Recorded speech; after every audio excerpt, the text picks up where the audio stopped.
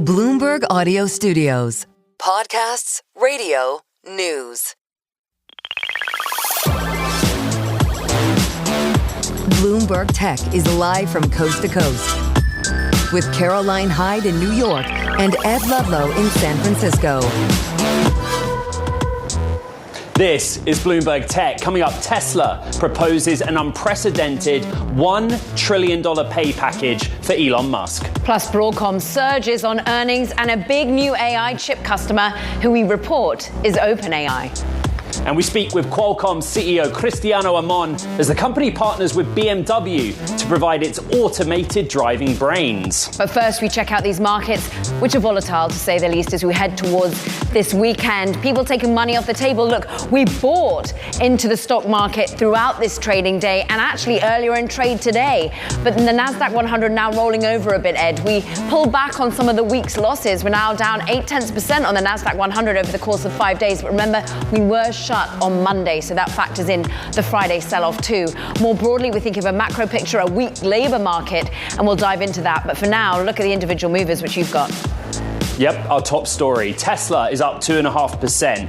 The board proposing a compensation package for Elon Musk, $1 trillion is the headline. It is over 10 years. It is against multiple high bar milestones, both operational and financial. And there are some safeguards in there as well. Additional safeguards to keep Elon Musk focused on Tesla. Let's get out to Bloomberg's Dana Hull, who covers Tesla and leads our coverage of Elon Musk. And that's where I want to start.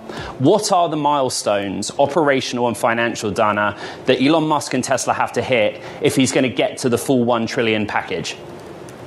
Yeah, so it's 12 tranches, and to sort of unlock a tranche, there's two components. Market cap, which is basically, it's in $500 billion increments. So to reach the first one, it's a $2 trillion market cap, and then everyone after that is by half a trillion. But it's operational milestones that include things like number of Optimus robots, number of robotaxis in deployment, cumulative car sales, FSD take rate. And these are very aggressive, very hard to meet milestones. Tesla is nowhere close to them right now, but this is what the board thinks is going to motivate Elon to really dig in and really go guns blazing for this sort of AI robotics future that he recently outlined in Master Plan Part 4. And perhaps what really motivates him is 25% ownership of the company. What's interesting and what motivates investors is his dedication, particularly moving away from politics, which seems to be one of the key points here in what the investors are going to have to vote on. But it's also about thinking about succession. I was interested in the 11th and the 12th tranche, Dana. Yeah, I mean, clearly, Musk has been the CEO of Tesla since 2008. And at some point, they need to come up with a real succession plan. And I think that the committee worked very hard over the past 7 months to kind of make it clear to investors that they are always talking about succession plans, and that whenever the time comes for Musk to step down, they want his involvement in choosing a successor. But this package is designed to keep Elon focused for the long haul and to really motivate him and give him that kind of like dopamine hit that he likes of kind of, swinging for the fences and doing crazy things that no one thought were possible.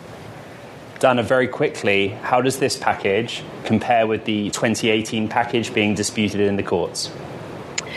So if 2018 was a moonshot package, this one really could be thought of as a Mars shot. And if you actually, Command F the proxy, there's a reference to a Mars shot in one of the footnotes, because the numbers are so high, the milestones are, we're not talking billions anymore, we're talking trillions in market cap. And remember, Elon Musk has always talked about wanting Tesla to be the most valuable company in the world. This is a pay package that incentivizes him to get there.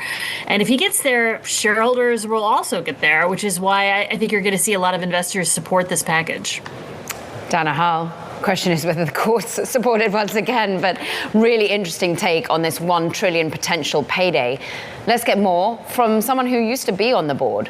And then we now push forward to the future of Tesla with Steve Wesley from the Wesley Group.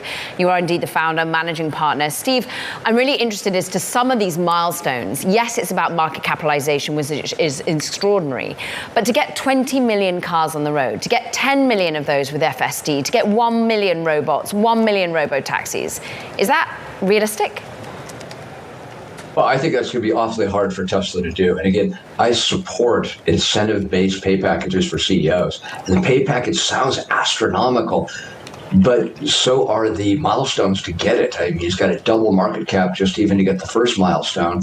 And I understand what they're doing. They want to get Musk 100% focused on Tesla. But the big question is still, how do you get Tesla back on a growth trajectory? It's got 2 years of flat growth here. They've got to get permitting for full self-driving in San Francisco and Austin, first things first. And then they've got to start selling humanoid robots. Musk has said they're going to shoot for 5,000 this year. That feels a little aspirational, but whatever it takes to kick the company into a higher gear, that's what shareholders should be looking for.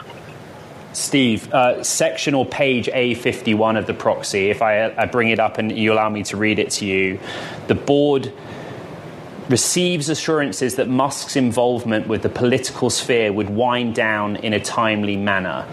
One of the reasons that Caroline and I wanted to get you on the show is you did sit on Tesla's board for 3 years. You've been a controller of a state in California. How do those provisions come about? How do you interpret it? Well, look, I think there's two things going on. Musk is saying, look, I want to be wildly incentivized if I do great things for shareholders. And I think shareholders, I think the board is saying, okay, fair enough. We're going to have to set awfully high standards. And that's not just going to be performance standards for selling more cars, for getting full self-driving and really showing the promise of AI in Tesla. And he's also going to have to really make the humanoid robot proposition real. I think if he does those things, he deserves a big pay package. But you touched on something else. The board clearly wants to see him focused on Tesla, and that probably means less politics, less focus on some of the other properties that are already doing extraordinarily well. So you can see why the board constructed it as they did. Let's see if shareholders support it. I have a hunch they will. And the big question is, it's going to be game on for Tesla. Can he hit these wildly audacious goals? Within the operational goals, there is the target to produce 1 million humanoid Optimus robots. There is to build the robotaxi fleet to 1 million vehicles. But there is still a goal in there, Steve, to produce and sell and deliver 20 million electric vehicles to consumers. In other words, Tesla's historic bread and butter. That seems to contradict like the big picture vision for AI. You know, in a world where Tesla operates a proprietary ride-hailing app, he's still being asked to deliver tens of millions of vehicles directly to the consumer. And you put your finger on the linchpin here, as always. What I love about this is what I suspect, and I don't know, but what I suspect Elon wants is an audacious, big target, because that's what gets his adrenaline going. Great. What I think the board is pushing for is, hey, don't forget, you've got to sell a lot of electric and autonomous vehicles, and competition's coming. So let's come back to the real world for a minute. Volkswagen unveiling a $29,000 ID2 next week in Europe. That's going to be hugely competitive. BYD Europe sales up 225%, while Tesla Europe sales are down 50%. Cybertruck sales down 50%. Now Ford's coming out with a $30,000 competing truck. And in China, competition's huge. And now not only is BYD rocketing up with more EV sales, but Geely, Starwish, a new $10,000 EV in China, biggest selling car in China. There's competition coming from all sides. And I think this is the board's way of saying, hey, don't forget, you still have to sell a lot of cars if you want anywhere near this size of bonus. It's not going to be easy. Yeah, Steve, so if you're on the board and as an investor, how does he turn around the bread and butter, the selling of cars? Well, again, we've talked about that one a lot. Everybody is going to be coming out with a $20,000 to $25,000 car. Tesla has been late in getting that to market. They need to do it. Here's a point that people really need to get their arms around. We're reaching cost parity for EVs this year. Now, people are going to say, hey, what's going to happen in Q3? I can tell you, in Q3, EV sales are going to be up in the U.S. because everybody's rushing to still get that last government credit, and then it's going to go away. A lot of people say, me, oh my, is that going to crush the industry? Absolutely not. What you should understand, the average EV price dropped $14,000 in 2025. EVs are soon going to be cheaper than internal combustion vehicles, and that's going to continue for the rest of our lives. Steve, later in the program, we're going to go deep on the shareholder-initiated proposal for Tesla to invest in XAI. But if you look across the broad package, would you please kindly assign what chances you give that shareholders will vote in favor of all of those provisions at the November annual meeting? Well, look, it's hard to know. It's the biggest pay package in history by far. But again, they've attached the goals to such high numbers where they're trying to create a win-win. I have a hunch that shareholders are going to support this. I think what they really want to see is the two things you've pointed out. One, Musk dropping back from politics and focusing fully on Tesla. And two, getting back to the reality of selling more cars, getting full regulatory approval for autonomous driving. Those are the goals ahead of him. I hope he hits them. Steve Wesley, a former Tesla board member, now of Wesley Group, and somebody with a command of the world of electric vehicles. Thank you very much. Now, coming up, shares of Broadcom are surging today after news breaks that an unnamed customer deal from the call, well, it's OpenAI.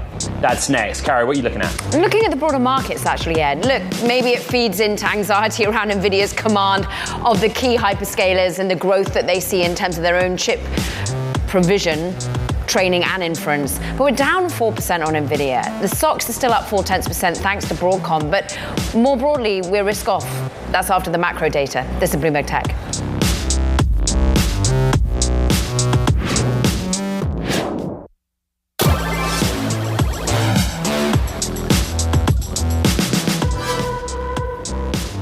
Taking a look at the shares of Broadcom, up 8.5% at times in the session, reaching an all-time high after posting record revenue. Bloomberg then reported that a new customer Broadcom is working with to design and produce an artificial intelligence accelerator from 2026 onwards is OpenAI. That's something that could challenge NVIDIA. Let's bring in Bloomberg Intelligence analyst Kunjan Sabani. As normal, Hock Tan does not name. He alludes to this A6 customer on the call. And when you published your research and reaction, that's where you looked at A6 and AI revenue. Why focus there? I mean, that is the center stage story right now. Look, before this announcement, they were still the majority share owner of the ASIC accelerator landscape. And with this announcement now, their share is actually going to increase, if you can believe that. So right now, they are the number 2 AI semi company after NVIDIA when you think of the revenue size of AI revenues. I mean, just for compare and contrast, right, their AI revenue now is running or going to be running almost bigger than an entire data center revenue of the number 2 GPU provider in AMD. So they are increasing their share at an unprecedented rate, not just adding new customers and new revenue streams, but also increasing the unit volumes at the existing customers. So gaining share at existing customers and as well as adding more customers. I mean, a 10 billion future backlog coming from OpenAI is nice, Kunjan, but compare and contrast NVIDIA and Broadcom for us, because many want to make them compete. But really, are we seeing this as an alternative, this custom silicon, or is it an and rather than an or?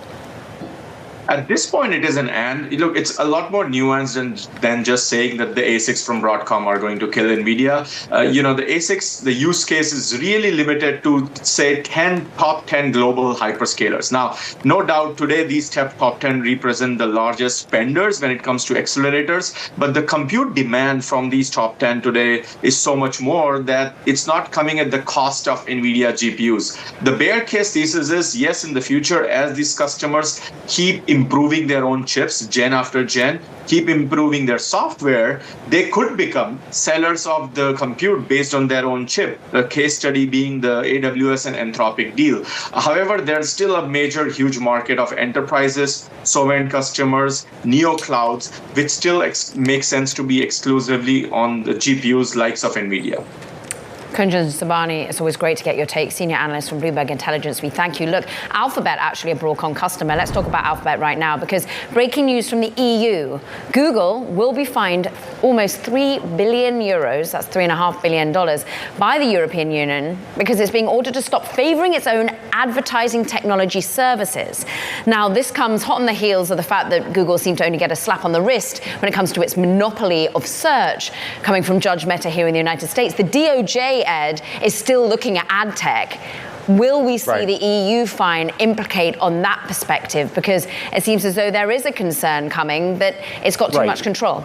It's not just a fine. You know, the European Union's now saying to Google that it needs to stop favoring its own ad technology platforms. And if you remember back in 2023, under the previous competition commissioner, Margrethe Vestager, they had been warned that they needed to stop doing this. And over the term of Vestager's tenure within the European Commission, she went after Google on billions of euros of fines. So they have 60 days to respond. Google's statement is this is unfair. Coming up, a conversation on the jobs market. We're going to be speaking, Ed, with Sarah Franklin, Lattice CEO, on the state of the tech labor markets after that pretty woeful number coming from non-farm payrolls. This is Bloomberg Tech.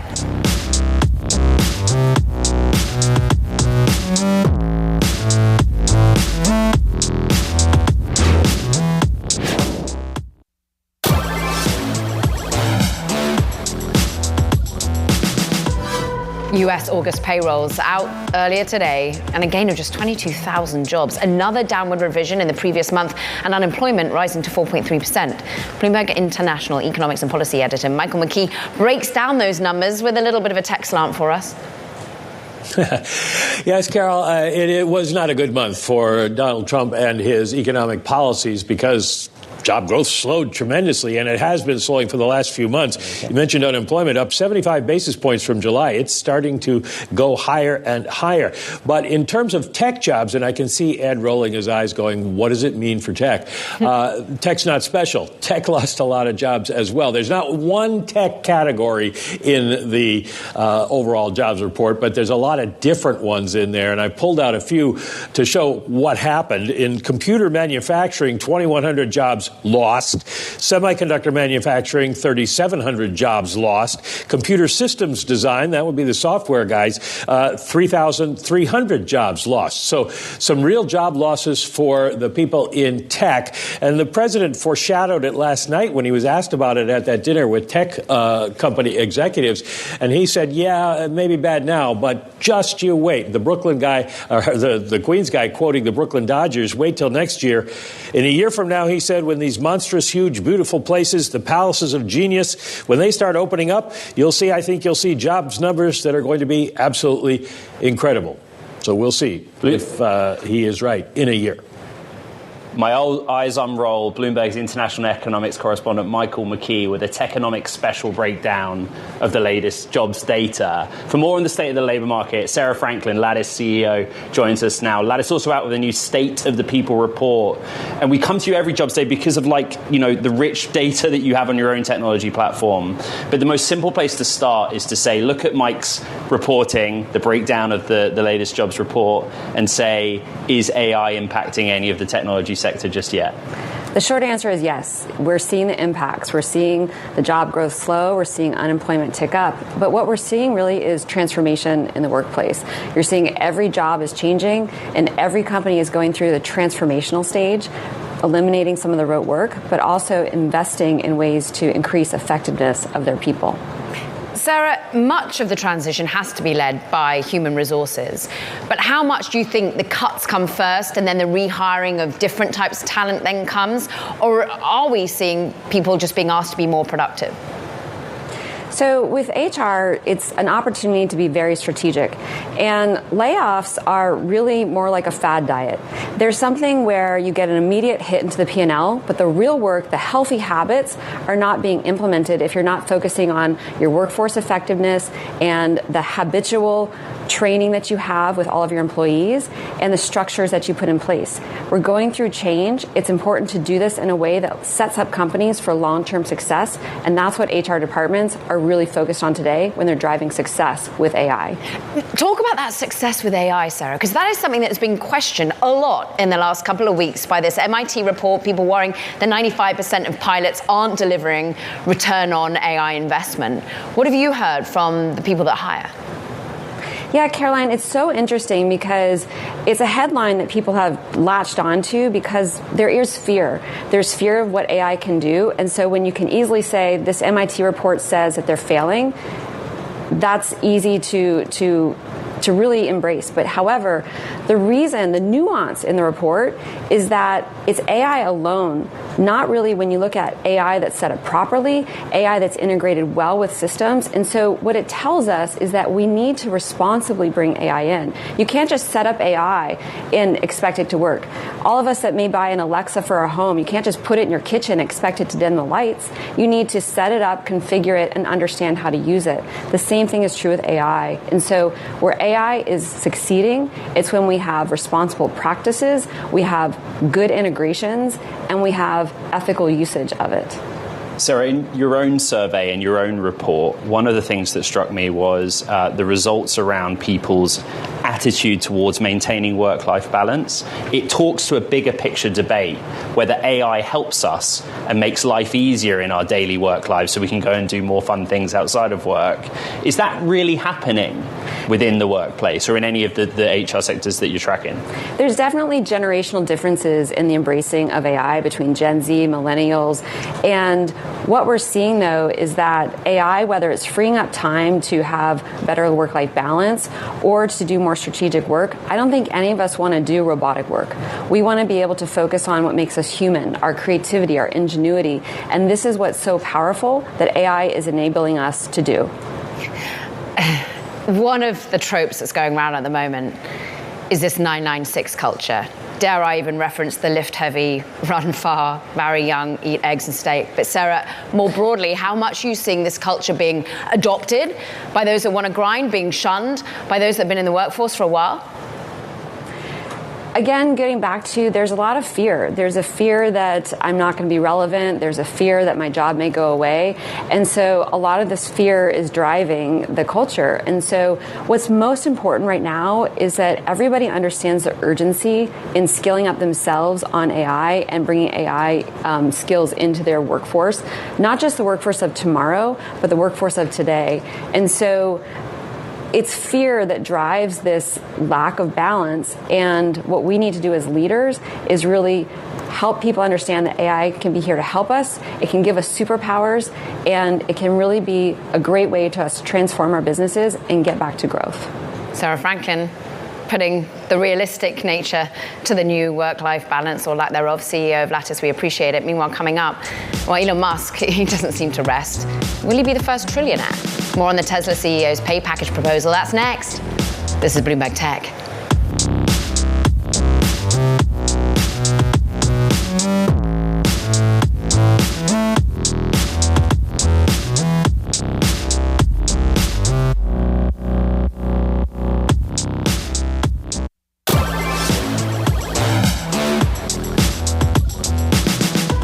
Welcome back to Bloomberg Tech. Let's take a look at the broader markets. We do that from the lens of tech, though. NASDAQ 100, a volatile day. At one point, we saw that markets traded higher on the bad news being good news in terms of woeful jobs data means the Fed is going to cut. But now the market pushes lower. We're off by 1/10%, maybe going to break back to the green. But volatile day, Ed. Some key stocks to watch. Right. Yeah, so our top story is that Tesla's board is proposing a $1 trillion compensation package for Elon Musk.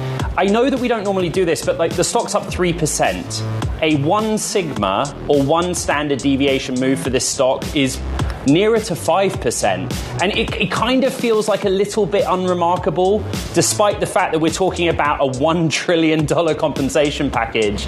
And of course, the reality is that it's over 10 years and there's a lot in there to get through. So let's get to Bloomberg's Max Chafkin, one of the team behind Bloomberg's Elon Inc. podcast. And, I've spent 4 hours reading a 300-page document, and there's a lot in it. But there are these milestones and targets that Musk and Tesla need to hit to get to 1 trillion. Which jumped out at you off the page when you saw them? I mean, the thing I think is most significant is there are provisions in here about succession planning, about the idea that Elon Musk needs to come up with a way to who's going to oversee this company beyond him, which I think is really important. And I think this $1 trillion package reflects the fact that Tesla and Elon Musk are kind of inextricably linked, for better or worse. For worse being, of course, the political blowback that has come from Musk's association with Donald Trump and his centrality to many of the more unpopular policies pursued by the Trump administration, but also the idea, and many Tesla investors, as you know, Ed, see it this way, that Elon Musk has some kind of special ability to see the future. And that's what this is about, right? This is a long-term bet on that relationship, while also acknowledging that at some point, hopefully for investors deep into the future, that relationship will come to an end. It's so interesting. Investors, of course, agreed to the previous $56 billion pay package, and the judge that has overruled that and put it on pause was like, it's unfathomably large, was part of her concern, as well as the board's role within it. This time, they've been very careful to try and make sure that the board seems independent, but they are giving Elon what he wants, which is 25% of shares. Yeah, he's been out there for the last year and a half or so, essentially campaigning for a bigger stake in the company. And you might ask yourself, well, that's kind of strange. How does a CEO who, there are many owners who are putting these stickers on their cars that say, I bought this before he went crazy, a CEO who has in some ways lost a part of his customer base, how is he asking for a massive pay raise? And I think the answer is, like I said, investors think this is a bet on the future. It's not necessarily about cars, it's about Optimus, it's about self-driving cars, it's about Tesla as this massive robotics company. Yes. But Tranche 11 and Tranche 12 directly relate to Musk's participation, right, in a succession plan. Just going back to all of that, Bloomberg's Max Chafkin, for weeks, will be going through this compensation proposal. Thank you very much. There's another side to it and another story. A lot of the momentum behind a shareholder resolution for Tesla to potentially invest in XAI came from retail investors. One of those that led the charge, lobbying others in recent months, is Alexandra Metz, a.k.a. Tesla Bloomer Mama on X. Metz is a prominent figure in that group of retail investors who back Tesla and Musk, a longtime Tesla investor and shareholder, and joins us now. So it's included a shareholder-initiated proposal for Tesla to invest in XAI. Your reaction, please. Great, very happy. Obviously, we have worked on that for a while now.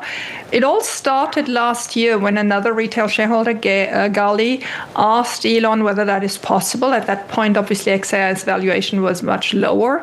Elon had then responded that he would ask the board. He came back a couple of quarters later saying this needs a shareholder vote, and then shareholders asked for a proposal to be included. And you'll get to vote in November. Alexandra, why is it important that you have skin in the game with XAI? What is the future as you see it? Because according to this pay package, it is still 20 million cars on the road. It is still FSD.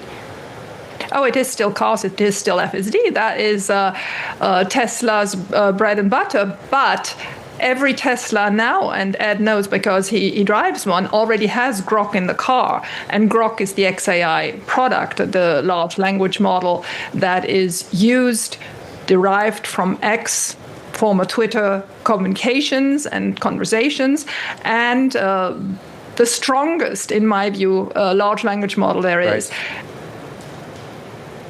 Alexandra, I did use FSD on the way to work this morning. I only used Grok during the journey. The skeptic would say XAI is burning through cash. It is a company facing massive rivalry with OpenAI and Anthropic. It can't stand on its own 2 feet. This would be Tesla bailing out XAI. How do you feel about that? Not at all. I mean, honestly, we had recent reports from Elon saying that XAI doesn't need any current cash. The question is obviously at what price. And the shareholder proposal, the way it is proposed, does kick it back a little bit to the board to find the right valuation. Because when we lobbied for this shareholder inclusion, we kept it very generic. There is a clear definition. And I think the board has clearly said they don't want to have the responsibility of the basic decision. They are not recommending recommending either for or against it. This is shareholders deciding by themselves whether they want XAI or not. In my view, I think it will be a fantastic financial investment. I also see the synergies between XAI and Tesla just growing with the bots even more.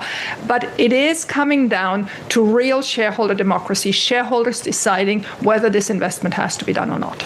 Last time, the courts exerted their power over what shareholders did sign off. And at that time, the judge discussed that it was an unfathomable amount of money that was being offered to Elon Musk and that the board didn't have enough independence. What do you make of this current pay package proposal in that respect? I mean, first of all, we're in Texas. We're not in Delaware anymore. And then let me just quickly address Delaware. That judgment, if it stands in appeal, and we will know in a couple of months, there's on October 15th the hearing, and then we'll probably know by January, February whether it stands or not. But if that judgment stands, Tesla has, in this current proxy, now also a shareholder vote on whether they want to have a plan B in place for the 2018 package to be fulfilled. So if that plan B becomes necessary because Delaware's courts don't understand what our shareholder interest is, but so if that happens, it will actually cost us billions and billions more, probably 50 to 60 billion more than what it initially cost us in 2018. So I don't see how that would be in any favor to us shareholders. The package will live, plan A or plan B, but it's just the question is, will we get it the cheap way, the 2018 way, or will we have to pay 60 billion more because a judge ruled against us? And eventually, maybe $1 trillion if you hit an $8.5 trillion market capitalization and then some key operational targets. And we'll be happy to pay, I can tell you that, because if he gets it, we got it. Alexandra Mertz of LNF Investor Services, it's great to have you back on the show. Coming up, we'll talk to the guy positioned to be the Silicon Valley candidate for California governor. Tech founder Ethan Agarwal joins us. This is Bloomberg Tech.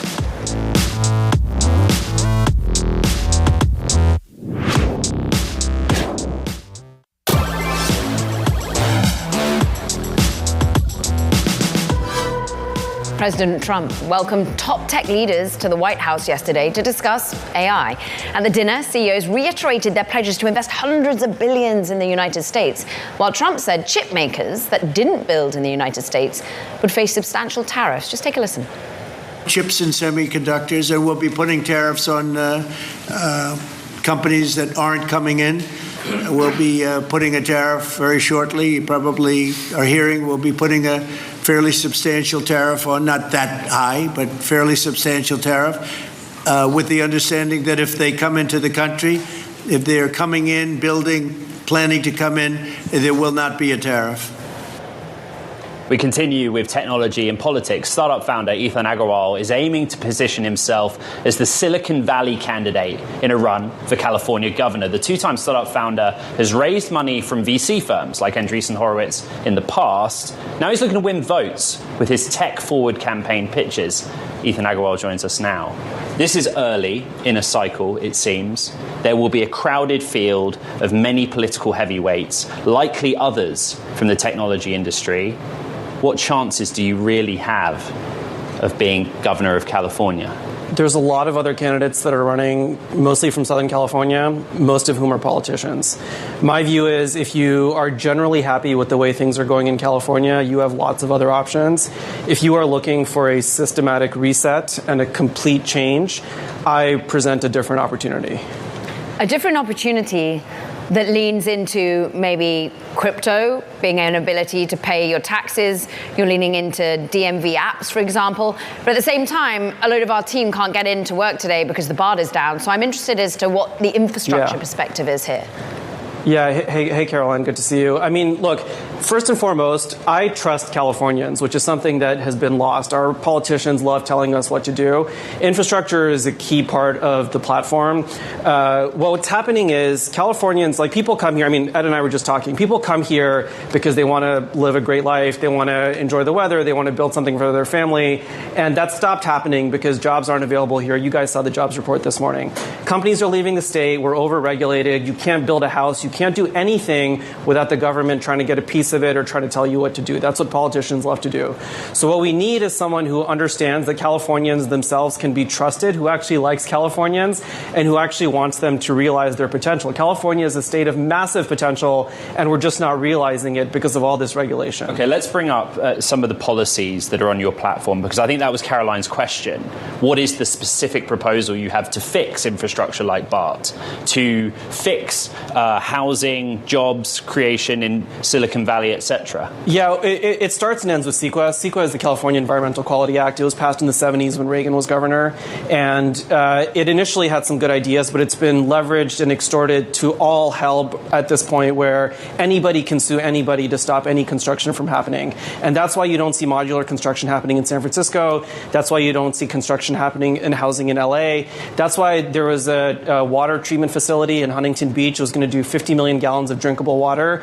It got stopped under CEQA. There's 600,000 people that live up in Mendocino that are getting a PG&E. PG&E's plant is getting shut down. They're not going to have access to reliable power because the salmon and the eel are going to have trouble. I mean, these are just ridiculous things that are happening in California. I think that California humans should actually live well, and it's not happening. The team in New York as well. I'm going to jump in here. You're basically saying I want to deregulate. Yes. Very similar to what the Trump administration is proposing across a number of industries. Yeah, I don't think this is a Democratic or Republican issue. I think this is just common sense. Like, the reason California is losing 500,000 people is because the regulation is driving jobs out. It's that simple. Like, other states like Arizona, they beg companies to come to their states to create jobs. California does everything it can to kick companies out. Masa Son announced that he's investing $1 trillion in data centers. All of that money is going to Arizona. Why is it not coming to California? Whatever you think of Elon, I mean, we just talked about his pay package. Whatever you think of the guy, Tesla is based in California. They moved to Texas, and they're creating 22,000 jobs in Gigafactory there. Why are those jobs not in California? Are we shocked that people are leaving? Of course not, because there's no jobs here. It's really that simple. In terms of policy and how you work with an administration that perhaps the current governor is very much on TikTok actively working against, I'm interested as to what you think the relationship of Silicon Valley and whether you think that it's a voting base that will get behind you. Because boy, are they pro the administration, some of them at the moment it feels, and you're running on a Democratic ticket. I am running as a Democrat. 34% of California voted for Trump. So the notion that California is a deep blue state is just not true. We're not 95-5 or 90-10. We need to understand that this state has shifted. And again, I don't blame people. They're frustrated with what they're seeing. So look, my view is, if you want to vote for somebody who's going to kind of keep things the same, there's a lot of smart candidates. There's Katie Porter, Antonio Villaraigosa, et cetera, who are doing a good job in SoCal. But if you are actually frustrated with what's happening and you think the state can realize its potential better, that's where you come to me, where you want a little less regulation, a little less of government all over your back. We are, of course, going to be inviting you alongside other candidates to be joining us as the race heats up for California Governor Ethan Agarwal. We appreciate your time today. Stay well. Meanwhile, coming up, Qualcomm CEO Cristiano Amon joining us to discuss the chip designer's new partnership with BMW, deepening that relationship as it aims to improve self-driving capabilities. This is Bloomberg Tech.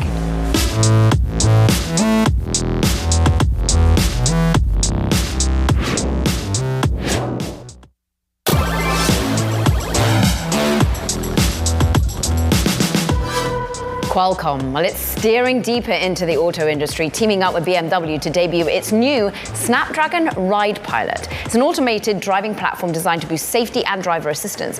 The system is just being rolled out in the all-new BMW iX3. Let's bring in Qualcomm CEO Cristiano Amon for more. You call it a revolutionary driver assistance system. How is your software stack different? Look, we are incredibly excited about what we did with BMW. It's been 3 years in development, focus on safety, and it's different for a number of reasons. I think the first one is one of the things you saw about BMW iX3, it's the incredible range. So when you talk about assisted driving and autonomy, you need to put server-class computing power in those cars. And with Qualcomm technology, there's no compromise. You have all the computing power, but you still have efficiency on power consumption. You can get incredible range. Okay. The second thing is it's scalable. It goes into every tier car. So we're super excited about it. Cristiano, I've been studying the Snapdragon Ride Pilot, the SoC architecture, the software piece. This is highly analogous with the camera-based system that Tesla has, right? With FSD. You just talked about it being scalable for that reason. Did you benchmark against that? So two different important parts. First, the architecture is scalable, starting from basic level ADAS all the way to multiple cameras and multiple sensors for you to do navigation on autopilot in urban environment and highway environments. That means it can scale to entry-level ADAS systems and entry-level cars, all the way to the full capabilities. The other thing has been certified now in 60 countries, and is launching, and a lot of people will be able to see the performance. Actually, we're super excited for people to see how it performs. And one thing that is great about this, we've done this with BMW, but it's available for the entire industry. Every OEM will be able to use it, and BMW and Qualcomm, we want that. And people will be able to see it, compare, and I think that's a great opportunity. You know, my question was one of sort of an academic one, because it's the argument of a camera-based only system from an economic standpoint versus also including LiDAR and radar. But you're super focused on the compute, not just performance, but energy usage of the compute. Could you talk a little bit about how you engineered to that level? Yes. I think the Qualcomm DNA, Ed, it's about efficient computing, because we design all of our chips assuming there's a battery on the other side. It's not plugged to the wall. So I think you have the benefit of a lot of the Qualcomm energy efficiency compute, and you have the ability to get a lot of the computing power required in an architecture that actually incredibly efficient from a thermal management and from power management. The second thing, to fully answer your prior question, is you do have the capabilities to navigate on autopilot in urban and highway environments, even if you have complex sensors or cameras and radars. Cristiano, push us forward, because your real focus on auto has been one of diversification of Qualcomm more broadly. Of course, the auto sector has its trials and tribulations. How much is this going to drive growth for you, for the business in the longer term? Caroline, that's a great question. Remember, we talk about our pipeline of $45 billion in automotive, which is kind of translating into revenue. We see quarter after quarter record revenue for Qualcomm, especially because it's not about moving with the size of the market, it's moving into share as new cars are launched with our technology. The pipeline is converting. And I look at this stack that we're launching on the Snapdragon Ride Pilot with BMW, is we look at that as an opportunity for expansion. In the 45 billion pipeline, 1/3 of that is ADAS, but and it's included, of course, the BMW project. But now other OEMs can use it, and that's going to be upside on the 45 billion pipeline. Cristiano, last night the president hosted a number of technology leaders at the White House. I believe you were invited but unable to attend. And his message was very simple. Tariffs are coming specific to chips, but those that invest in America will be spared. How is Qualcomm thinking about that? You know, a lot of emphasis gets put on TSMC in Arizona, but is that like big enough to serve all of you? Yes, it's unfortunate that we couldn't attend. We sent a representative, but we had the big party in San Diego at a stadium for the 40th anniversary of Qualcomm. And to your question, look, we're excited about that. Remember, we're a fabless company, so we need a supply chain that is resilient and in America. We like the fact that TSMC, which is one of our suppliers, and investing in America. We like the fact that Samsung, another one of our suppliers, invests in America.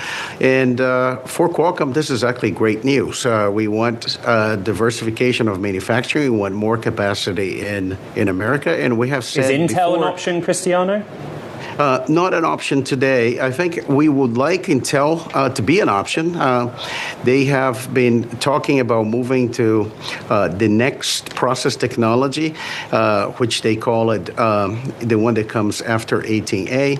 For us, we need a technology that has efficient power consumption. I think we just had this whole conversation on car. So if in the future Intel is ready for us, will be an option. Right now, our suppliers really TSMC and Samsung.